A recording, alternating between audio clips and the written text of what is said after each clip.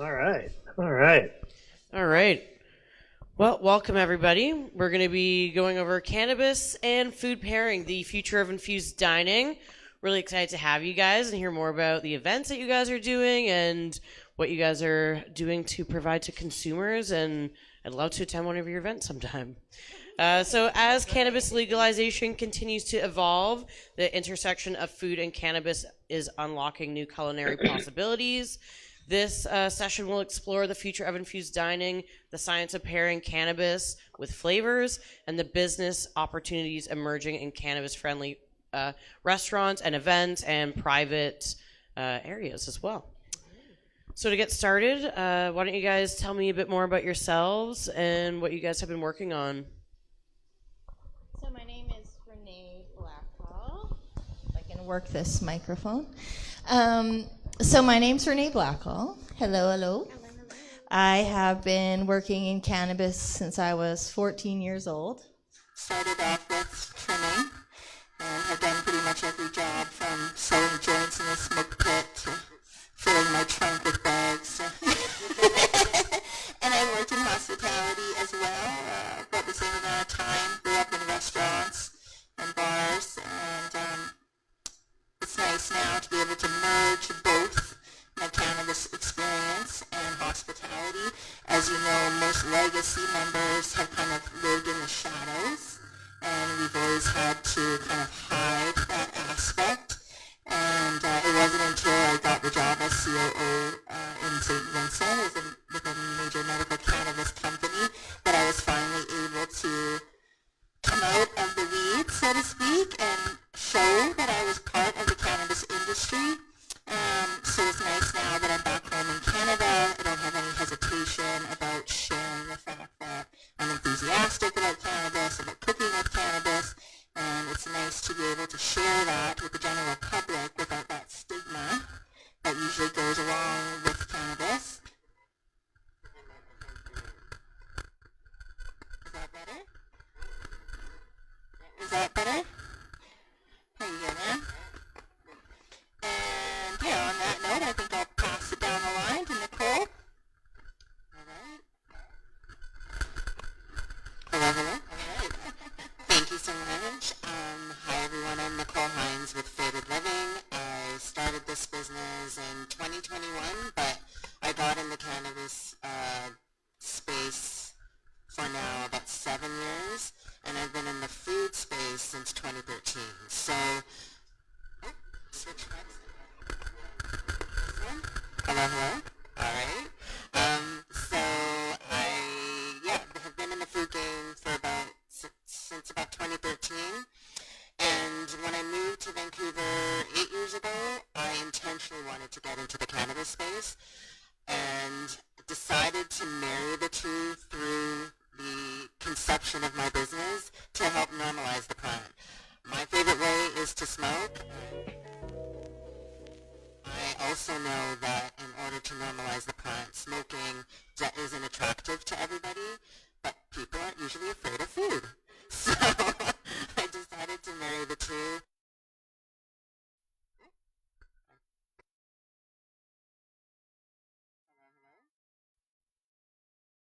I'm not able to hear anything that's going on your side.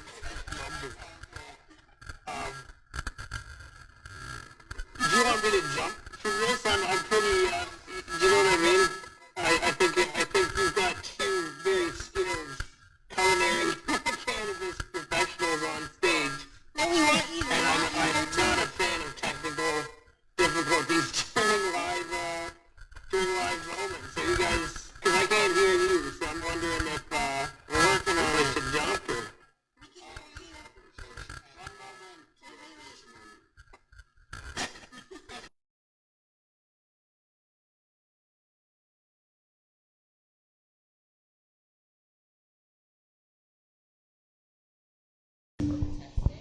Can you hear us now, Thomas? Now I got you. Yeah? Now I'm in on it. All right. Don't go anywhere. Don't we want you leave. here. I'm not high enough for this. Well, I'm not high at all. I'm filled with anxiety. So having you here actually helps. feel like I'm looming, like over your shoulder from like a bunker in Toronto, you know? Can you hear me now? No. Can you hear me now? This is Yeah, I can hear you. Yeah? No, it's on. It's on. It's on. Can you hear just my microphone, Thomas? I can hear yours. No, it was like muffled. I can hear all the microphones now. I think I'm good. Okay. Mine is not. Yeah. Okay. No. All right. Hi, everyone, again. I do remember where I was, though. Basically, I decided to bring food into my space to help normalize the plant. And being of Jamaican descent, the type of cuisine that I do is Jamaican fusion infused. And I've found that the savory vibes have really resonated with folks. And, you know, I'm always going to say this, if everybody had a little THC in their system, the vibrational level of this planet would be off the chain. So that's kind of where bringing the food into my world and business came to be. That's awesome. Well, I heard. I got a little bit of that. I think we're all in it. With food, it's very obvious to get there. So for me, in advocacy or lobbying, I found that once we start talking about combustible cannabis, we lose a lot of regulators. We lose people. So food was a really easy way. Sell them through the stomachs. And, talk about a really nice dish, and then we can really lean into what cannabis service actually means. It's food and beverage. So for me, that's with Aggressive Organics. We started it the year we legalized, and our first focus was growing it as a food source. So we had a research license for large scale outdoor farming of cannabis. My partner is a Red Seal chef, and we basically just ripped the plant apart for quite a few years, distilling alcohol from it, things like this. Anything we wanted to do, we were kind of allowed to do, except sell it. But now we're in a place where I think we basically started doing really, we do private parties. It's what we do. A lot of how we operate now is piggybacked to an existing catering company, and it's almost, when we quote alcohol, we quote cannabis. We just kind of put them side by side, and it's an offering that you can have, take it or leave it as part of it. So from beverage service to infused sauces, it's just kind of part of the offering.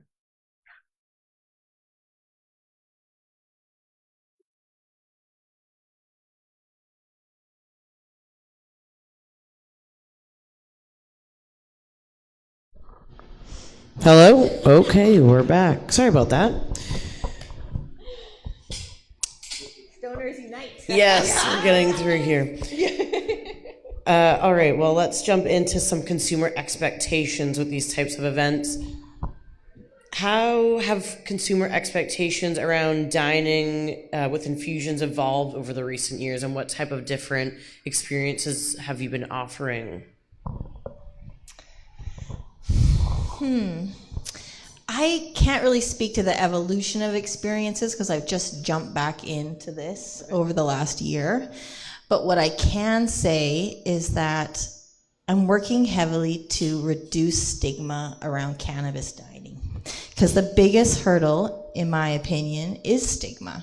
Because a lot of people have a negative perception about eating weed, consuming weed, being a part of that crowd. So I get a lot of questions from people who are maybe more, in the straighter realm, haven't experienced cannabis before, and they ask me, what does a cannabis dinner look like? And I tell them, it looks like every other dinner party that you've ever been to. Except we're cooking with weed. But there's people who don't smoke, there's people who do, there's people outside on the patio enjoying a J, you might have your uncle sitting in the lounge chair drinking a glass of wine. It's it's very familiar to most people, which is unexpected. And I think that's a big part of our hurdle with getting people involved in these experiences. Just like what Tom was saying as it relates back to alcohol, I think we have to kind of tie that experience to what people are familiar with. Yeah. So because it's new, they're scared. But if you explain it in a way like, hey, you've done this before, you've been to a barbecue, you've drank, you've enjoyed that experience, and cannabis is, when you exchange it, is no different. So yeah, on that note, I'm going to pass it along. Yeah, I might pass this along too. Similar to me, like I wouldn't say that I could put any thought to the evolution of the consumer, but what is different now is that I am collaborating more with cannabis chefs. I found that this year there's a lot of not just collaborating with chefs, but with other folks in the cannabis space. I'm doing an event with Amanda with Dawn Rising. We're doing a tea and tarot event on the weekend, and I've got, Renee here. We are going to be doing an August dinner together. So I see a lot of, I've got some other folks in the books that we will be collaborating, and I think that that is something that's shifting. Still the same ideas to normalize the plan and, say, I get the same question, like, what's the difference at a weed event as opposed to a regular event? And it's the same. I treat the plant as a herb. So I also do education prior to let people know that you can infuse thyme into your oil just like you can cannabis, right? To kind of break that fear away from it, as opposed to it being like something so foreign when it's really part of the fam. So yeah, and I'll pass it on. Oh. So for us, the evolution, I think. Downtown Toronto, it's kind of fun. So, it used to be people meet up at like an empty warehouse and line up, and then we pull up a bus and we bring them to where we're going to serve them dinner. And it's always hidden in the back of a wedding venue. And, the events themselves haven't changed much. When we run them, we have like a pretty set method. You want everybody fed well without the infusion, and then we do, a lot of the time it's canapé, and for us we really want to it's not just stigma, but it's demonstrating service standard. I think it's bringing it to people and saying, this is how you're going to feel from this dish to a T, and that's beautiful when you get chefs who are able to kind of guide you through that. But it's about putting that presentation forward and giving people the opportunity to try it in a way where it'll affect them but not kill them. Like for us, we always start the conversation with like, what does your consumer look like? And now there's a lot of, just go heavy, man. Just go get it. It used to be people were very nervous about it and they didn't want to get in, but now a lot of our customers, a lot of people that we deal with are just, regular consumers of edibles. It's not such a new thing. So then, we go full tilt sometimes, which we didn't used to. We used to try to like ease people in. But now it's when we're doing those like public facing, we're going back to the basics of that easing in and saying, this is a 2.5 milligram dish, and this is the non-infused version, and you have to appeal to both sides. But then everybody leans in, even those people that would regularly have yelled in your face for smoking a joint in front of them would try now, like they're a little bit more open to digging into something new, I find. Can I speak a little bit more on the evolution? Actually, a thought passed my mind. Generally pot smokers have been like back of the bus kids, hiding out behind the school, anywhere where you're not going to get caught. And what I really love about destigmatization of cannabis is that we're making it fancy. now you can come to a nice long table, you can dress up, you can consume weed dignified, you can experience something that was generally not available to pot smokers. If you wanted to wear a suit and tie and drink a martini, you would not be looked at differently than anybody else. But now we're offering that opportunity for people who do smoke weed to enter that place as well, where you can have a nice evening, a formal evening, and consume cannabis without that judgment. And I think that is huge, because we have a alcohol, not dependent culture, but we glorify alcohol. I've never smoked a joint and beat up my husband. So I also never had a party where everyone got high and a fist fight broke out, So I think that in a culture where we accept alcohol, we promote alcohol, we celebrate with alcohol, yet there's so many negative things that come with it, it's really nice to see this wave of cannabis hospitality come forth and be popular and destigmatized and come out of the shadow. And be celebrated for once.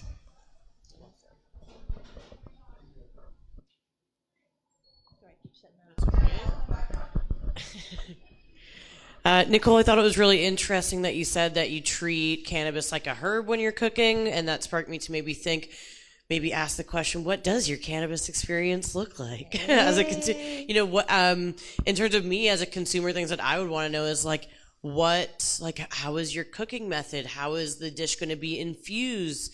Perhaps the three of you could tell us about a couple of menus perhaps that you've done, or give us a little inside look on what we would get if we did go. Absolutely. Thank you for the question. So the cuisine that I do is Jamaican fusion, and I like to mix Canadiana with Jamaica. So for example, I have done maple syrup jerk chicken wings with a infused jerk aioli for dipping. So that is something that you might have. I might do a mango pineapple chutney that's infused, and then have that along with jerk shrimp or jerk chicken, etc. So it will be a combination of something that you are familiar with. I might do a spicy bruschetta because I'm infusing the oil for that, with just a touch of jerk, because jerk is a flavor that I tend to infuse in almost everything. And by treating cannabis as a herb, I find that it has worked well with the flavors of Caribbean cooking, like your allspice and your nutmeg and your cinnamons and your black pepper and Scotch bonnet, etc., so that it actually works well with the flavors as opposed to working against it. One thing that I've heard a lot of people say to me when they hear about a weed dinner is, I don't like the taste of weed. And they're, resonating with brownies that they may have had back in the day, or pot cookies, you know what I mean? Exactly. And that's what they're getting connected to. And I'm like, no, it's more to it than that. And if you work with it as a herb, you can actually create some really tasty dishes. It does have a really great flavor. So follow-up question that everyone will also have to answer: is there a particular strain or type of flower that works best, or what are we talking with in terms of the infusion of the actual dish? Another great question. So the way that I kind of treat cooking with cannabis is with low THC, high CBD strains. And essentially it's because at the dinner parties that I will put on, we do tend to smoke in between. So rather than, start with really high THC levels and then, be uncertain about your experience, I kind of do that. And I will pick strains that might be high in myrcene, so that a lot of the mango dishes that I do will kind of pair really well with it. And I might, if I have a lemon heavy dish, I might find a limonene, heavy kind of strain and kind of work with the terpenes as well. That's so interesting. I think the science and all that stuff is really cool. I don't know if anyone else feels the same as the stoner that I am, but I'm like, wow, I really like moderating this panel. Okay, well, same question for you, Renee. If you could kind of give us a little inside look at maybe some of the types of dishes that you're cooking, and take it away. So I am a French trained chef. I actually went to VCC. And so I kind of lean towards more French traditional, but because I spent 3 years in the Caribbean, I have a place in Nicaragua for the last 15 years. I love island flavors and international flavors, so I end up cooking a variety of types of cuisine and foods as well. I try to lean more into the products, like depends on the application that how I'm cooking. If it's a caramel sauce and I'm heating it up, if it's going to be a compound butter and it's not going to be heated, like the product kind of depends on, the cooking method and the flavor profile that I'm going for, and then the delivery to the consumer. So I often avoid infusing like a pasta sauce or something where I can't control your dosage. I like a 3 chili system. Are you a really big stoner? You're a moderate stoner? You'd like a little bit? Like, let me know. Part of the hospitality side for me is about curating an experience where you feel like I'm looking after you, right? As someone who's worked in the restaurant industry forever, there's so many restaurants. You can go have breakfast anywhere. But the place that knows how you like your coffee, knows that you like the cream on the side, things like that, where they're actually tending to you personally to curate this experience and you're being looked after, I find the consumer really enjoy that aspect. So yeah, as far as like some of the cuisine that I've made, I just had a dinner on Saturday, and one of the things that's always well received is a mango mint chutney. So I infuse a mango mint chutney, and I serve that with curry and cassava, which is a island root veg that's very popular. So yeah, I try to mix it up, and what I love about like Western culture is that they don't have a lot of experience with Caribbean cuisine, so it's always exciting when they're like, what is this vegetable that you're feeding me that I've never heard of before, right? So I like the artistic aspect, the food aspect, the hospitality aspect. I like how that all combines to create, a good menu, and how you're, I guess, I don't know what I'm trying to say. The delivery of it all, it's all encompassed. Love it. All that food sounds so amazing. And same follow-up question for you. Are there any particular strains or profiles that you like to work with, or give us a little insight on that? Yeah, I don't know. I lean more towards sun-grown cannabis because, again, I really believe in the power and the medicinal benefits of the plant. Doesn't matter if you're a recreational user or medicinal user, it's still medicine in any form. So I really do prefer full-spectrum sun-grown cannabis because I feel it has the highest benefits, and that's proven in some of the COAs that I've had from the company that I've been working for.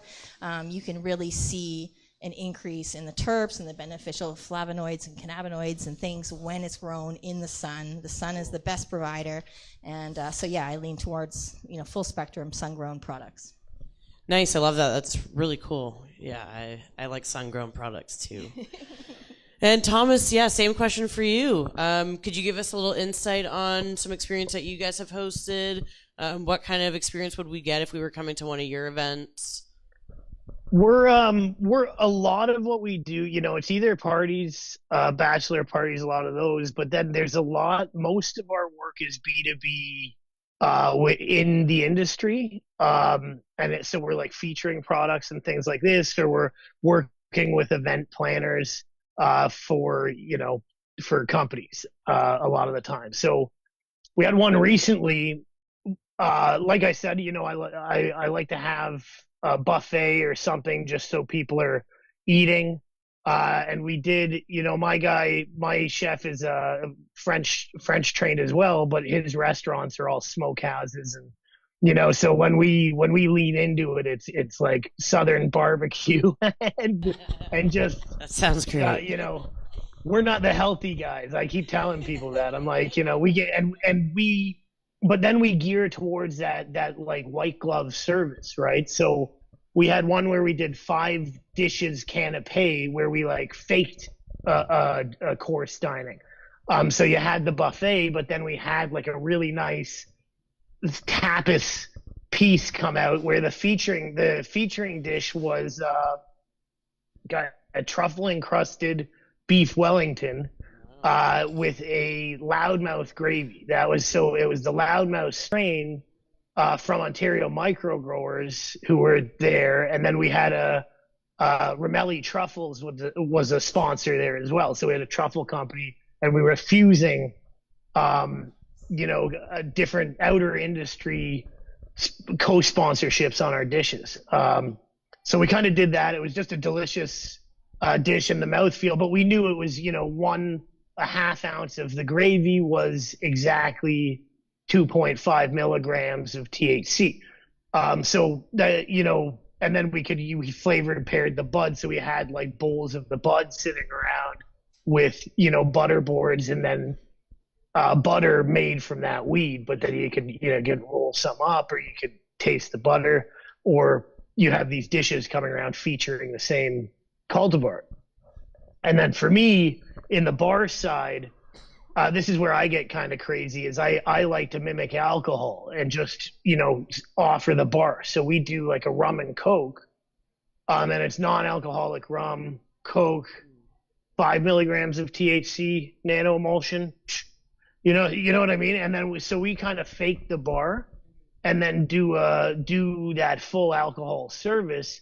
But then your option is mocktail or infused drink. We just, I pay a lot of corkage to get alcohol out of the venue, so I can kind of get away with what I'm doing. So that's my take. That is really cool. I want to go to all of your events, and all this food sounds amazing. So good segue from what you were saying kind of about the alcohol industry, but lessons from the food and beverage and or alcohol industry. Have there been any lessons from traditional food and beverages industries that have been helpful to your work? Anything that you've applied from other work in your life that maybe you're using in the cannabis space now? That's kind of a loaded question. So kind of getting back to what I was saying is that alcohol and cannabis do have a lot of parallels, in the sense that coming from the restaurant industry, food-based industry, food and beverage, and people want to be entertained.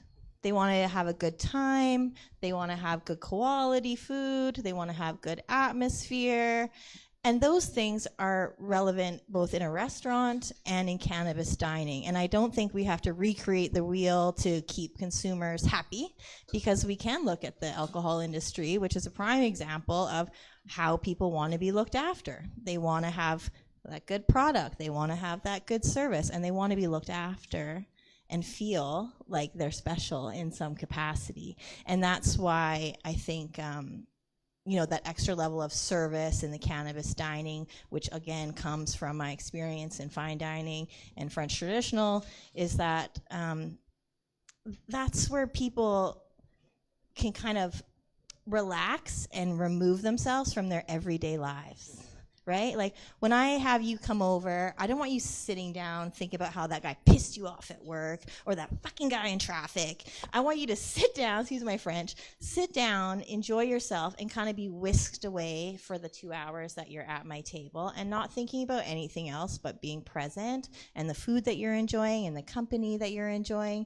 And I think that that's kind of the parallel for me between food and beverage and cannabis dining, is that there are a lot of lessons that we can take and parallels that we can apply to have success, because we have years of experience looking at the alcohol industry to pull from. Thank you. For me, I actually have been pulling from my former business, which centered around Jamaican fusion. It was called Wings and Tings, but operate out of Calgary. And the cuisine that I do now in the cuisine that I do now is kind of an extension of that. And what it has done for me over the past 4 or 5 years at least is it's opened the eyes of my former customers to see what I'm doing in this world and actually be open to it. And even knowing that, like, at a dinner of mine, you can come and not have anything infused. So the fact that they hear that and are, love the cuisine that I did before, I'm able to kind of be like open to base of folks that is really, really hard to connect with the way that we are so restricted and, like, you know what I mean, promoting ourselves online. So I would say that's where I kind of draw that, like, old food and beverage ways and, you know, carry over the cuisine in this world. For me, I operated in an indoor farmers market, so I am a farm to table type of vibe. It really pairs well with the island vibe and of my cuisine. So for me, because I want the plant to be normalized in all spaces, I want people to have access to fine dining as well as that farm to table barbecue style as well, so that just as wine and you know, alcohol folks get the opportunity to eat in all different spaces. That's kind of, you know, what I'd like to offer in the cannabis space. Very cool. For me, my entire illicit network was selling weed cookies off the back of beer vendors, you know, at the Sky Dome, and so I was a bartender forever, and cannabis service was always part of what we were doing. You know, and you wouldn't have seen, you know, like I imagine at like the liberal convention or the conservative convention, you wouldn't think in downtown Toronto in the early 2000s that half the bartenders are dealing pot cookies and hash off the back of the beverage sales, right? But that's what we were doing, and it was the guy, you know, like the beer vendors walking up and down the aisles in the Sky Dome during games. So this was my whole setup, was cannabis sales through beverage salespeople, right? So that's where we started. It's the roots of what we do. My partner has owned restaurants across Toronto, so we've always leaned into the restaurant and hospitality space for how we operate. I find it there's a lot of problems in the cannabis space. You know, I would say our worst customers are cannabis LPs. I'll just put that out there right away. The people that don't pay their bills, because it's a new industry. But when we're talking about, you know, event planners that have been in business for 30 years, when you say 50% up front, I'll put it on my calendar. Otherwise, we're not doing the work. You know what I mean? And it's, you know, there is a very tried and true practice for standards of hospitality that we can lean into and we have to adapt to for us to be taken seriously as well. So that's, you know, and it's really easy for me to look over at Health Canada and say they can go, you know, this is what you can and can't do. But for me, I you know, food service standards, that's good enough for me for rules. You know, and I think we have to, there's a bit of rebellion to what we're doing, but it's also such a simple, easy thing. It's where things are going to go. And we're going to find that, you know, there was a doctor did a presentation. I was in the Caribbean, and he talked about food being, cannabis being food, being a very integral part of what we need. And his presentation wasn't getting high from it or cooking with it or it's good. It was like, this is a food source that's going to help humanity out of a lot of problems that we have if we're using it as raw cannabis and just chewing. The guy chews raw cannabis, right? So he said, if we can cook with this, it's going to help us from God knows what. And then I show up and go, well, this is how you monetize eating cannabis. That was my presentation afterwards. But yeah, I think we're on the right track, you know? Definitely. And that will lead into my next question that I want to definitely let you guys elaborate on because it's more of a fun one. If regulations weren't an issue, what would your ideal infused dining experience look like? If you could do anything that you wanted, there's no regulations, there's no problems. Like, what is that looking like for you? What is your dream cannabis infused dinner? Ooh, dinner, I'm not so sure. But as a longtime chef and someone who's worked in food and beverage, my ideal situation would be to operate a restaurant that offers infused food and consumption space. So I personally would love to have a restaurant where you have a communal outdoor area, like a courtyard. So you have food service, and then across that courtyard, you have a dispensary service, and then the two can combine. And I'm hopeful that policy and legislation will lead us eventually to that place. But that would be my ideal, would it to be totally normalized, where you can come into a restaurant and sit out on the patio and enjoy all in one place. And that's definitely what I would like to see and what I'm working towards. Definitely love that. Yep. Nicole? Okay, so I have two, one of which I'm going to be doing very shortly. But the first one would be, I was just in Calgary, and being a former food vendor, you can drink up in that joint now. They have alcoholic vendors that you can buy boozy smoothies, and I was like in a little bar in the farmers market. So I would love if that there was a booth that you could have infused food, beverages, etc., just amongst everybody else. I think that that would be awesome. And then the second thing, which I am going to be doing, and I would love to have it here, is I'm going to be doing an infused dinner in a resort in Jamaica. So in an actual hotel, Blue Skies Beach Resort, big ups to you guys. But yeah, I would love to be able to do something like that in Canada. I think that that would be so fun.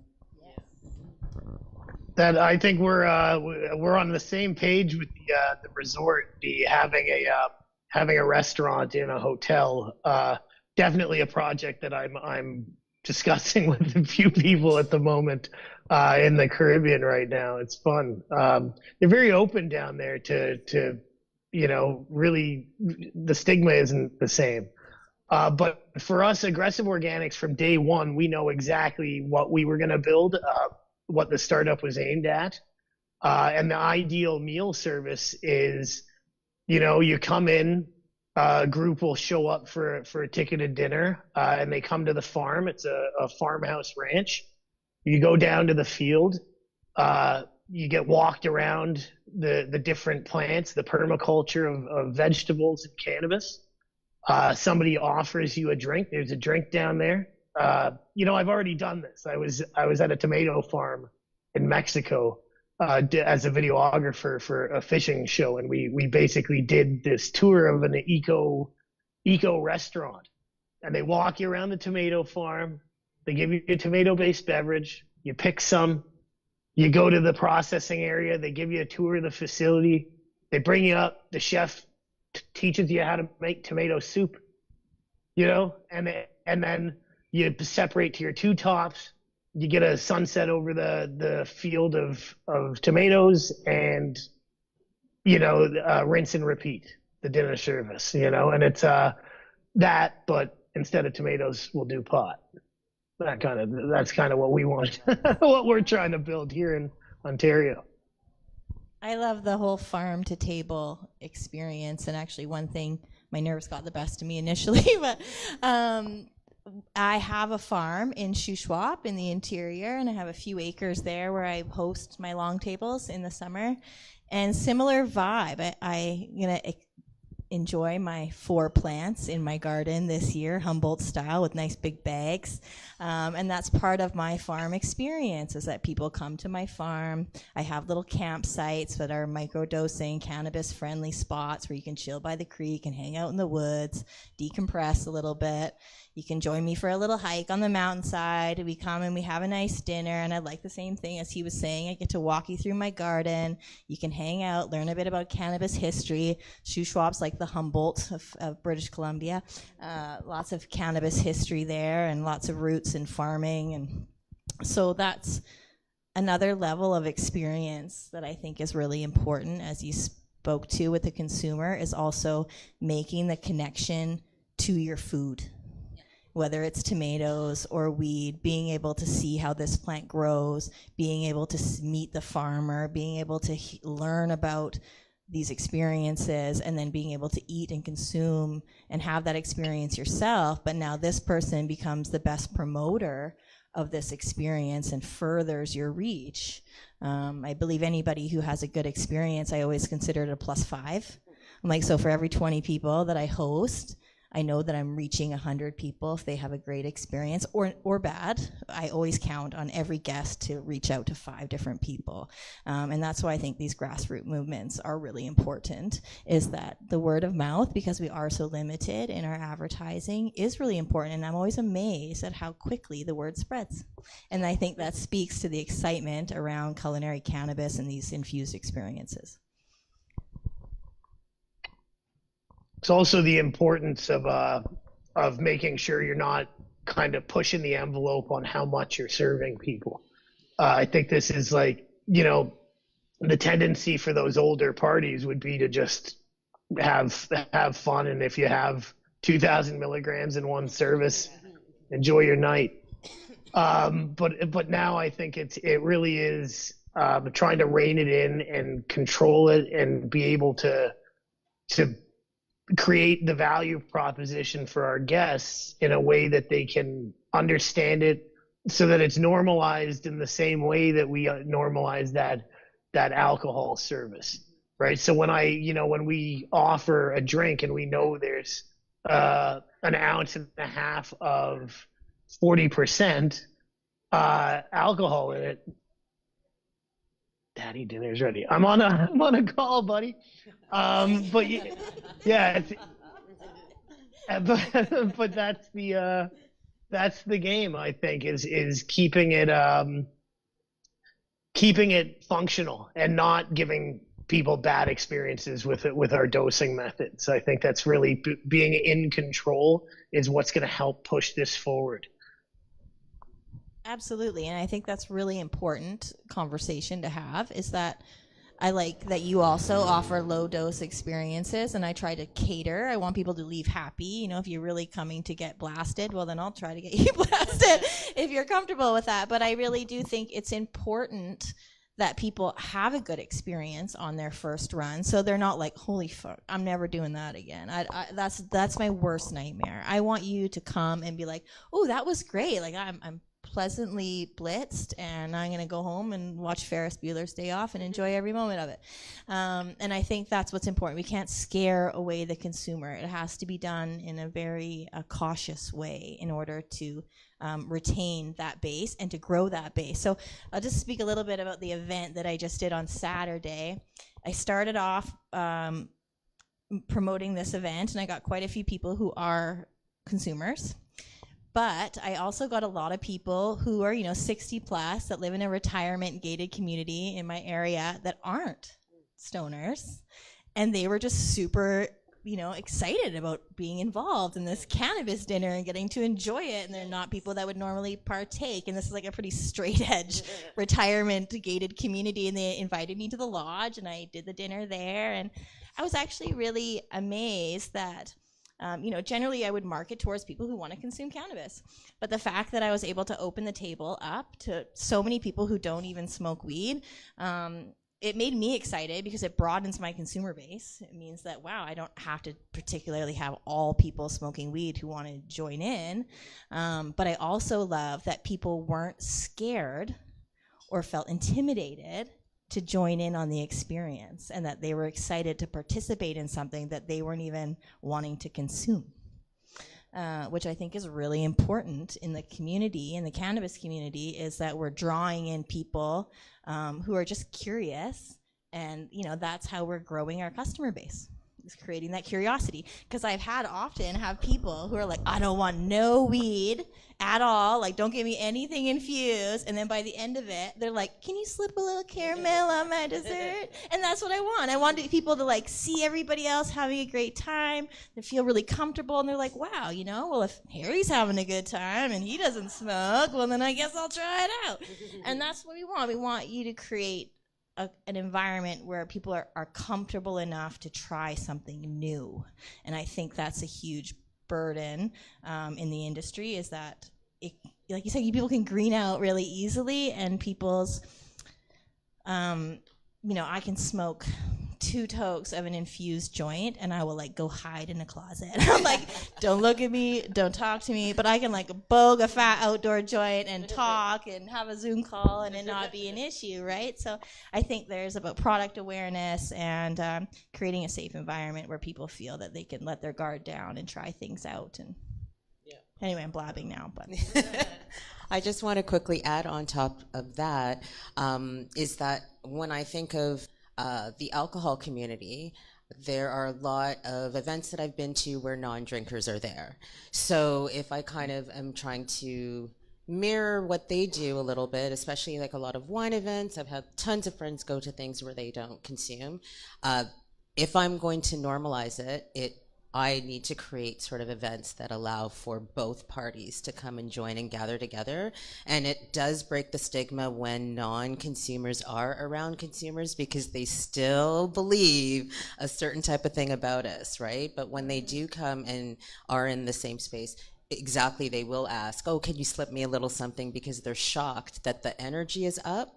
A lot of times people think that we're all going to be passed out at the end of the night, and when they're shocked that there's conversation and laughter and all of the things, that they realize that, wow, this is so different than going to a high, heavy alcohol event. Yeah, and I often find the vibe is sorry to interrupt briefly, is that there's a lot of intellectuals and there's a lot of professionals, and often a big hurdle that we have too is finding venues and finding spaces, because when you say, hey, can I host a weed event here, they're like, oh no, like everyone's going to be a junkie falling over. And I try to tell people, like, no, these are business owners, these are professionals, these are people like leaders in our space that are coming to eat and support these events. So I think that's another big issue that we have, a stigma to overcome, is the perception of what a cannabis diner looks like. Yeah, and that the immediate misconception is the smoking, right? Is that when we think about, oh, it's a cannabis event, so you're going to smoke inside the venue. No. I don't want, like, if I put a steak in front of somebody, I don't want you blowing a blunt in their face as they take their first bite. This isn't what we do. Go out and smoke your blunt. And that's the other part of it. You want to get bombed, go smoke the blunt, come back, or have eight drinks, have 10 drinks, but this idea of like, one drink should just be enough. And then, the plate should be enjoyed. They're there, so getting the venue is part of it. And then creating the experience around that venue is like, I find there's a lot of this just go in, eat, leave at some of the events that I've seen. And it's like, no, there's gotta be, I like having, we really focus on what kind of music is going to be set up, or, having an artist there doing some live activation, and try to get people involved into the enjoyment of things, So it's a lot of event activations beyond just the cooking, right? Yeah, the entertainment aspect is huge, because I think that is what differentiates the whole. You can go and eat, obviously, and consume cannabis, but for myself with my events, I do like to make sure that people aren't getting bored, that they're not going to just take off. I want to make sure that they're engaged the whole time while I'm cooking. I want to make sure that they're enjoying themselves. So I found myself quite stoned the other night Googling wizards near me. And I thought, geez, how stoned do you have to be Googling wizards? And surprisingly enough, there's not a lot of wizards in my area. So if you're looking for a new job, wizards, there's lots of room for more wizards. But it just goes to show that, like, the opportunities that you have for entertainment, and the things that you can get away with in the cannabis space. I didn't hire a wizard. I actually hired a dirty clown for my next one. And I'll let you know how it goes. That's amazing. I was like, am I really high? Like, are you actually telling me this? And I'm like, okay, no, everyone's on the same page. Okay, great. Well, this conversation started a little bit late, so I'm going to keep the ball rolling a little bit here. Could you guys maybe describe to us your favorite user experience that you've had? Perhaps it was like a particular dish that you created, and I want to hear about like how you infused it and like kind of why that was a really great experience for you guys in terms of people consuming it. Does that make sense? You want to lead on that one? For me, it's the mango chutney for me. I had a dinner where it was a new consumer who hadn't much experience with eating cannabis, and they were very fearful of the taste because, again, they're associating it with brownies and cookies from way back in the day. And they tried the chutney, and they tried the chutney, and then they tried the chutney. They just enjoyed it so much because the flavors really work together, right? So that is pretty much the key to your success, really, is that people will fall in love with it if they can taste it, but it works well. As opposed to, I get some people like to mask it, but I like to work with it. So it was the chutney for me. I'm a chutney lover too, actually. But oh God, I don't really know how to answer this question. But I've come up with some unique ideas. Being French trained, I did a compound butter basted escargot, which was nice. Little escargot with some weed butter, which was really good. I've done CBD ice cream, which was a big hit as well. Yeah, I don't know. I'm trying to think of this a little bit more, but I think I'm going to pass it over to my friend Tom.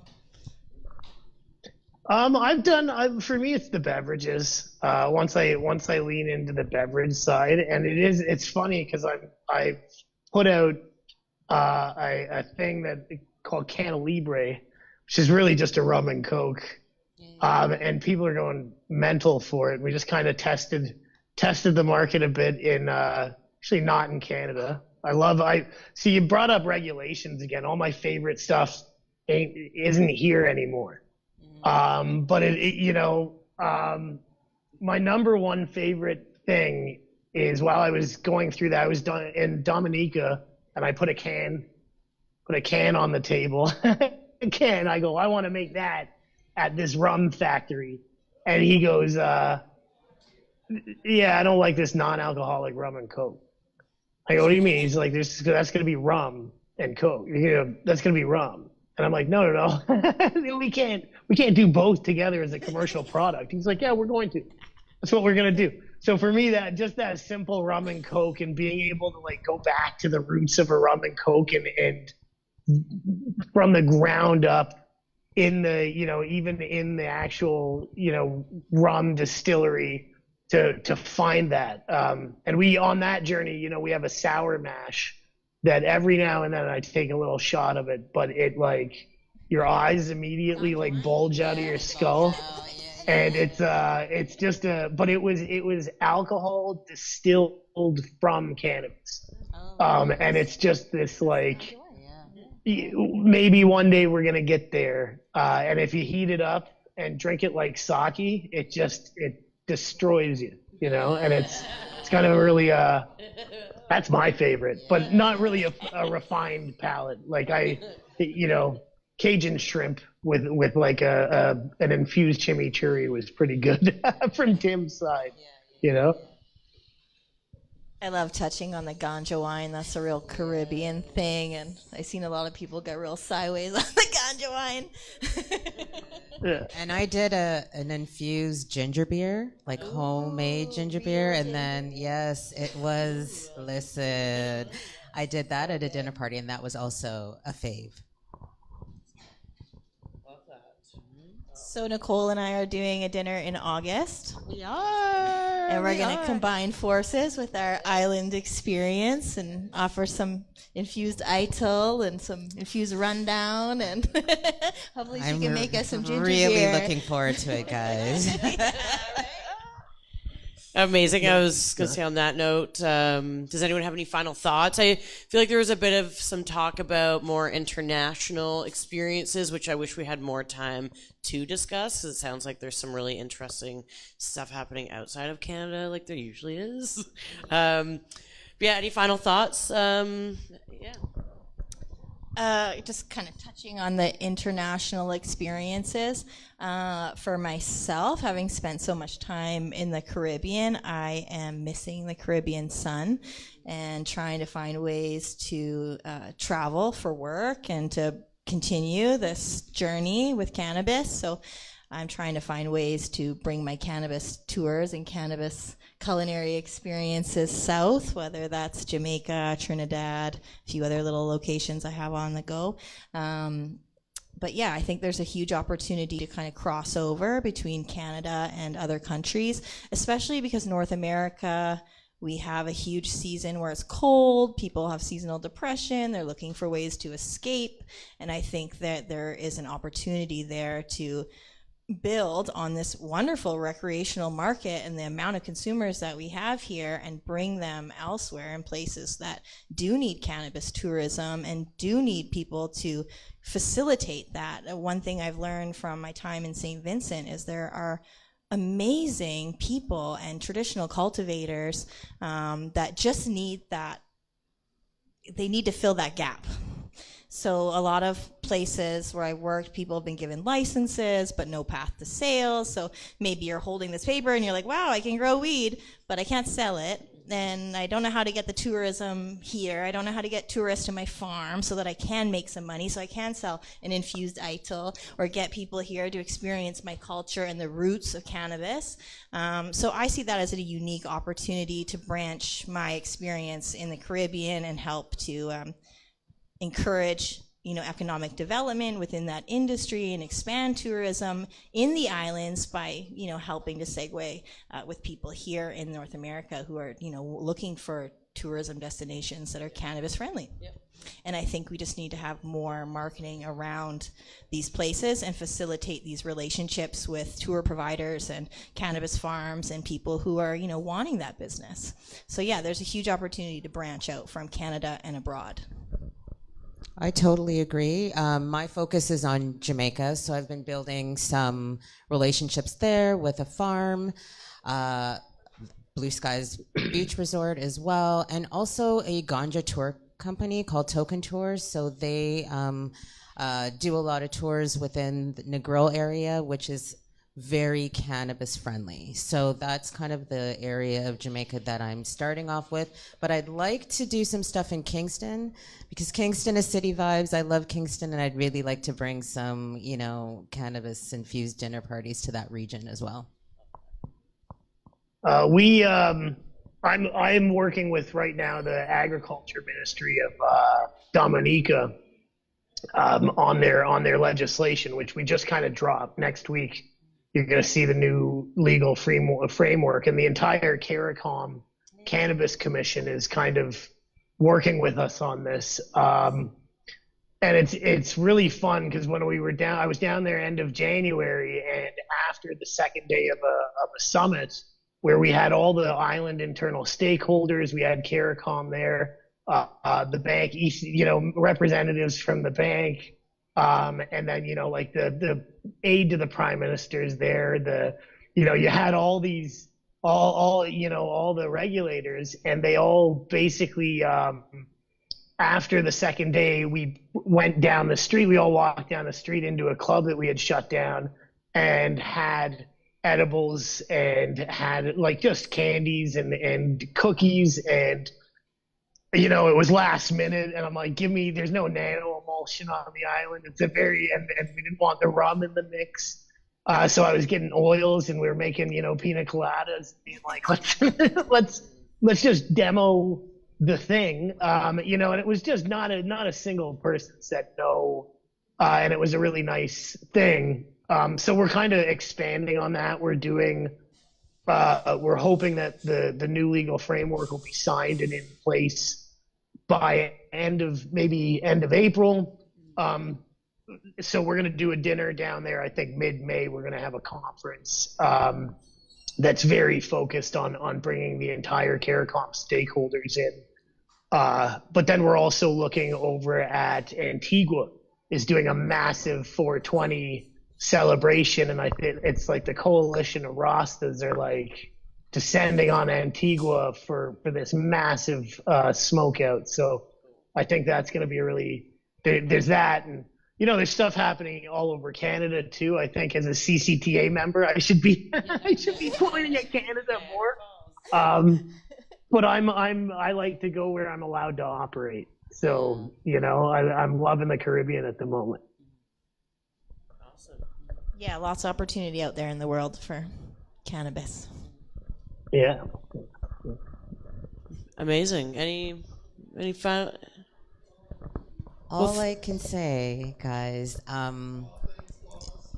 is really support the dinners as you see them, because for those who are putting it on, sometimes it's a bit of a struggle, and that's sometimes why we do go elsewhere, where it's just an easier sell. So, Canada, we need to big up our Canada tourism. We've talked about the fact that it's great that we're legal, but if we don't have places to consume and gather, it's kind of useless type of thing. So when we do have these events and you do see them around, support it. Yeah. Come out.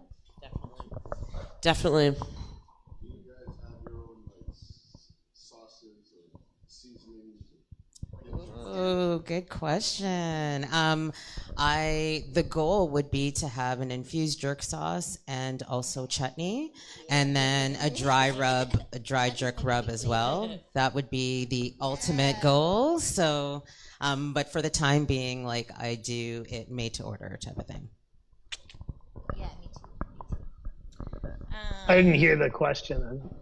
Oh, right. Oh, it was if we were making any of our own products, like a spice rub or a hot sauce or anything.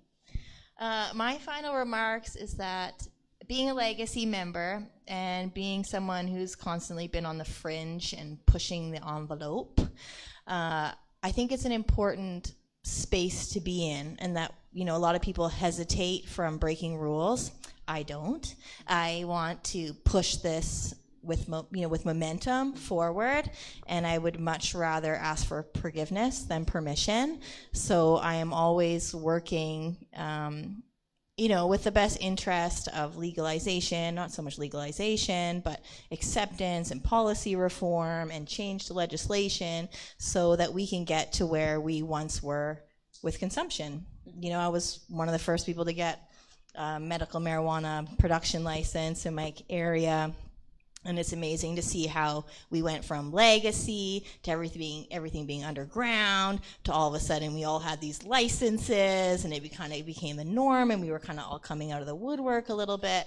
And it was that fringe movement and us all taking this one little step forward. Whenever we could gain ground, we gained it.